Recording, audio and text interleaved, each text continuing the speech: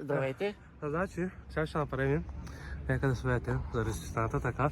Значи, сега съм решил, защото е вземем един акъл. Значи, стамбата и Ганчо е там. Ела, да се представиш, че е Ганчо.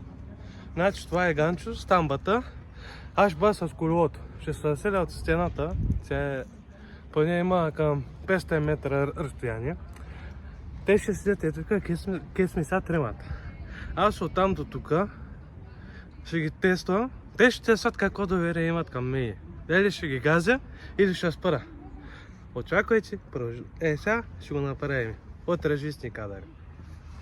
Чао, до сега. Здравейте пак. Отивай! То снима на там, да? Значи, чакай!